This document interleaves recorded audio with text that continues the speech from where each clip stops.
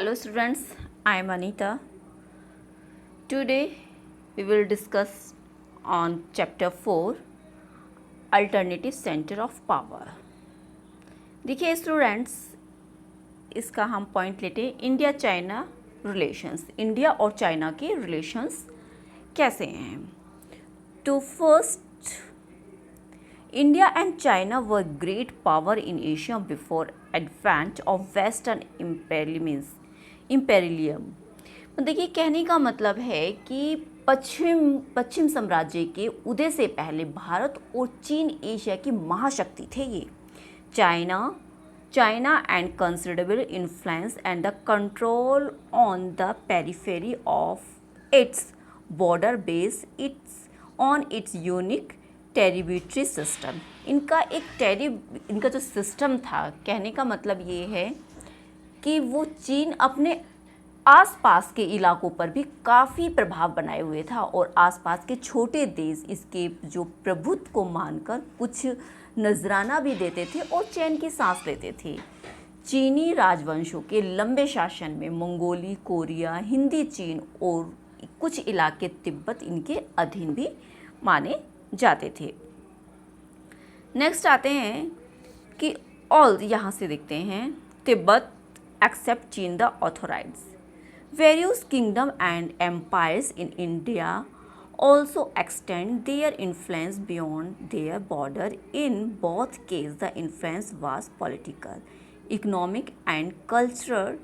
However the region there India and China exercised influence really ever overlapped.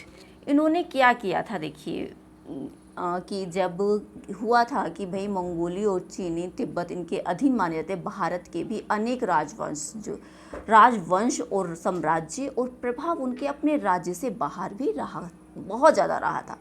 Bharat हो या चीन, इनका प्रभाव सिर्फ राजनीतिक ही नहीं, ये आर्थिक, धार्मिक, सांस्कृतिक भी था। और चीन में हम वी कैन से कि इनका प्रभाव भारत से बाहर भी था और इनमें कभी आपस में कोई टकराव नहीं हुआ। इसी कारण दोनों के बीच में राजनीतिक, सांस्कृतिक संबंध काफ़ी सीमित रहे। और उसका रिज़ल्ट क्या निकला? उसका रिज़ल्ट ये हुआ कि दोनों देश एक दूसरे को ज़्यादा अच्छी तरह से नहीं जान सके और बाद में कि वी कैन से कि इनका जो 20th सेंचुरी में the result after the 20th century when both nations confront each other they had some difficulties evolving is the foreign policy to deal with each other. कि भाई जब इनका ये हुआ कि भाई ये एक दूसरे को जान नहीं सके, तो ज़्यादातर दूसरे देशों में अच्छी तरह से नहीं जान सके, तो दैट टाइम 20th सेंचुरी में दोनों देशों के बीच में एक टकराव हुआ। तो दोनों के एक दूसरे के प्रति एक विदेशी नीति, जो एक पॉलिसी थी, वो उसको लागू करने में, उसको अप्लाई करने में बहुत सारी मुश्किलों का सामना करना पड़ा। Next, after Indian regain it's the independence from British. कहने का मतलब है कि जब इंडिया आज़ाद हुआ था, आज़ादी के बाद, and China expelled the foreign power, there was hope that both would come together to shape the futures of the developing worlds of the Asia particularly.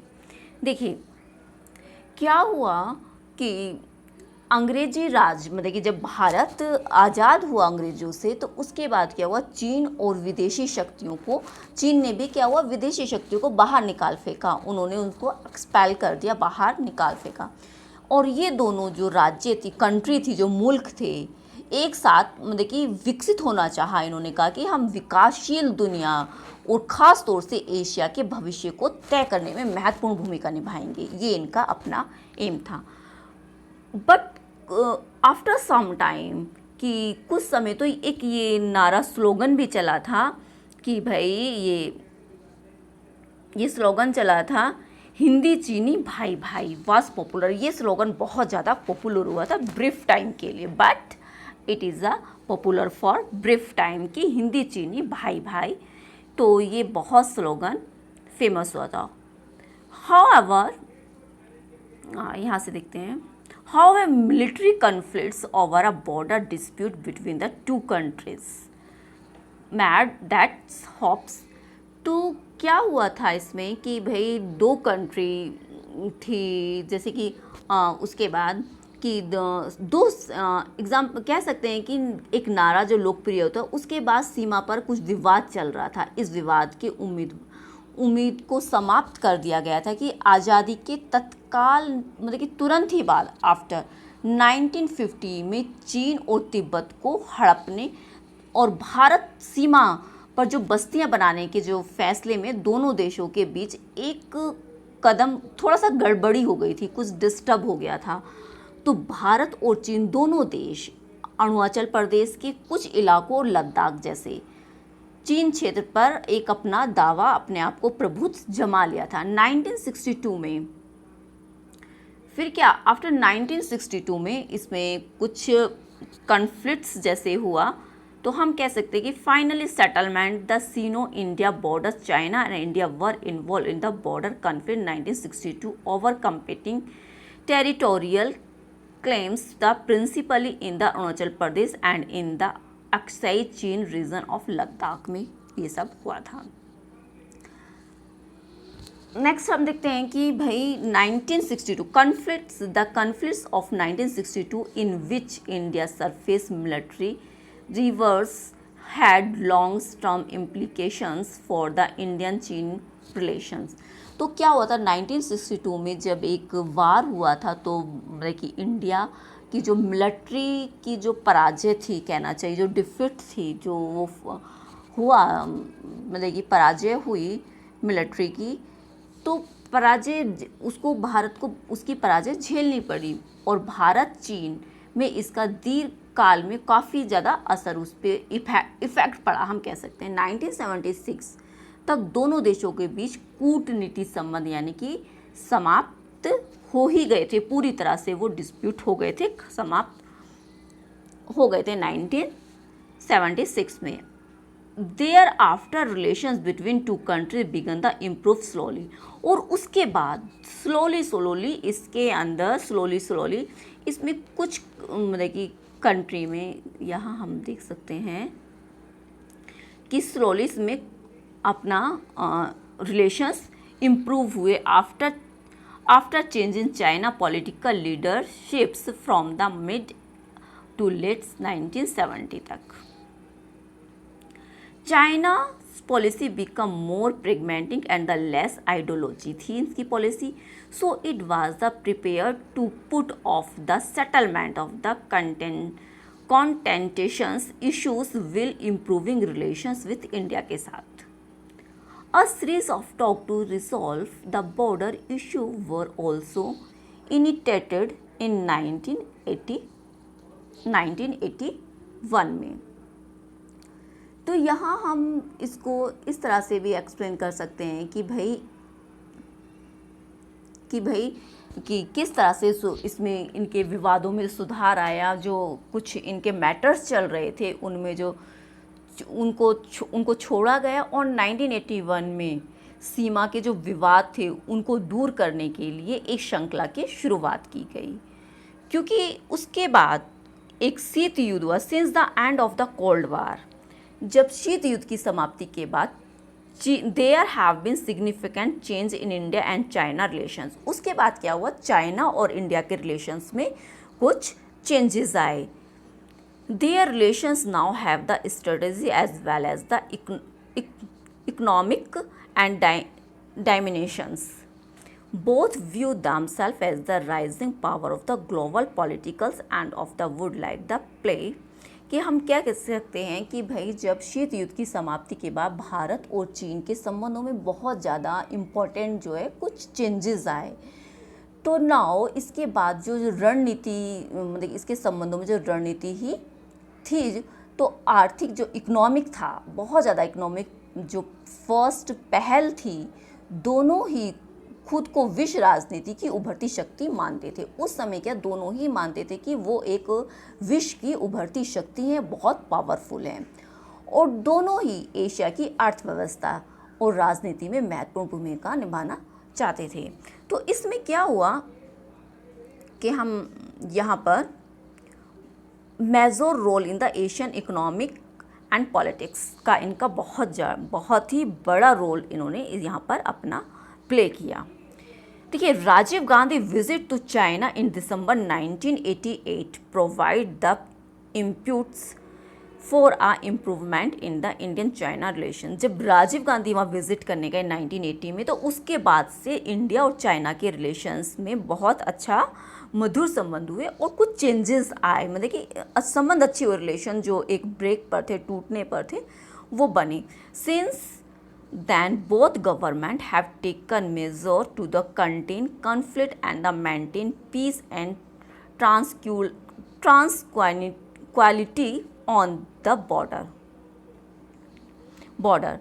They have also signed the agreement of culture change। और उन्होंने क्या किया था, एक agreement भी sign किया कि agreement में क्या था, cultures changes and corporation science in science and the technology पर भी इन्होंने वर्क किया। And open for borders posts for trades with India China trades growing the 30%।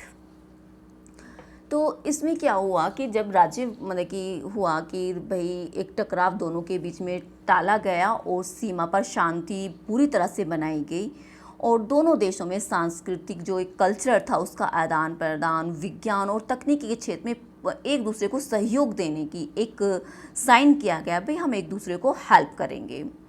और सीमा पर 4 पोस्ट को खोलने के समझौते, मतलब कि एक एग्रीमेंट था, उस पर साइन किया गया। और 1999 में भारत और चीन के बीच कुछ व्यापारिक 30% का कुछ ऐसा दर था कि इससे हम व्यापार करेंगे, व्यापार होगा।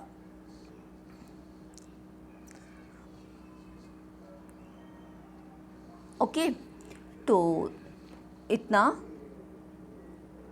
व्यापार होगा। तो इससे चाइना में बहुत ही ज़्यादा इनमें जो संबंध थे बहुत अच्छे हुए। 30% फीस दी, मतलब जो ईयरली होगा इसमें होगा संबंधों में।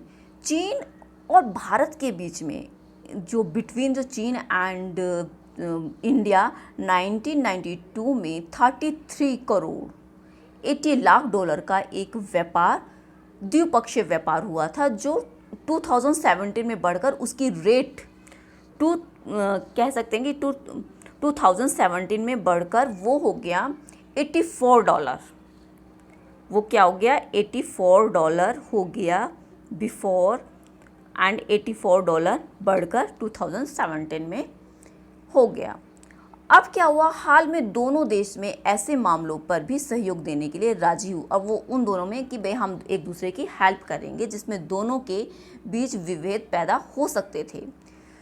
विदेशों में ऊर्जा सौदा हासिल करने का मामला, वैश्विक धरातल पर भारत और चीन के विश्व व्यापार संगठन जैसे अंतर्राष्ट्रीय कि भाई अंतर्राष्ट्रीय इस पर भी कि संबंध में जैसी नीतियां अपनाई जानी चाहिए, उसको उन्होंने फॉलो किया।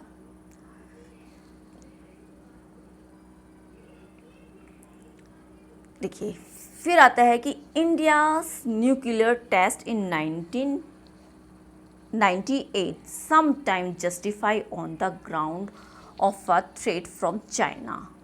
तो क्या हुआ था कि 1998 में भारत के जो परमाणु हथियार परीक्षण को कुछ लोगों ने तो चीन से खतरे के इसको उचित ठहराया था कि भाई ये उचित है, लेकिन इसमें दोनों के बीच में एक संपर्क जो था बहुत ही, मतलब कि इसको लेकर है ना, किसी तरह का कोई टकराव नहीं होता, कोई भी संपर्क कम नहीं हुआ था। ये सच है कि पाकिस्तान, ये बिल्कुल सच है कि जो पाकिस्तान के जो परमाणु हथियार का जो प्रोग्राम है वो चीन को मददगार माना जाता है, चीन को वो हेल्पफुल है। बट बंगाल और म्यांमार के बीच में भी जो सैनिकों के जो संबंध है दक्षिण एशिया में भारत के हितों के खिलाफ वो उसको यूज़ करते हैं और वो माना जाता है। Pakistani nuclear programs, China military relations with the Bangladesh and Myanmar were views hostility in India. तो इसी तरह से इसमें जो मुल्क में जो टकराव था वो काफ़ी हद तक इस तरह से चलता है। इसके बाद इस बात का एक प्रमाण यह है कि भी चीज़ों के बने रहने के बावजूद भी सीमा विवाद था, सुलझाने की बातचीत और सैन्य स्तर पर सहयोग का कार्यक्रम जारी रहा कि भाई उसको हम किस तरह से, मतलब कि बातचीत करके उन्होंने कोई टकराव नहीं किया, जो भी डिस्प्यूट्स हुआ उसको उन्होंने बातचीत के दौरान ही उसे समझाया। भारत और चीन के नेता तथा अधिकारी अक्सर नई दिल्ली और बीजिंग का दौरा करते थे। इसमें दोनों देश एक दूसरे को ज़्यादा करीब से समझने लगे और परिवहन, कहना चाहिए जो हमारा ट्रांसपोर्ट, हम यहाँ देख सकते हैं, transport and communications link common economic and interest and the global corners should help the establish a more positive and the sound relations between two most popular country of the world। तो क्या हुआ students कि इसमें कि जब दोनों देश एक दूसरे से ज़्यादा करीब से समझने लगे और इसमें परिवहन संचार में भी बढ़ोतरी, मतलब कि इंक्रीज़ हुआ, काफ़ी आगे बढ़ा, और समान आर्थिक हित तथा जैसे वैश्विक के कारण भारत और चीन के बीच संबंधों में ज़्यादातर पॉजिटिवनेस आई, वो पॉजिटिविटी बढ़ी और उनके रिलेशन काफ़ी स्ट्रॉन्ग हुए। तो आप समझ सकते हैं कि स्टूडेंट्स ये भारत और चीन का रिलेशंस था कि कैसा था भारत और चीन का रिलेशंस।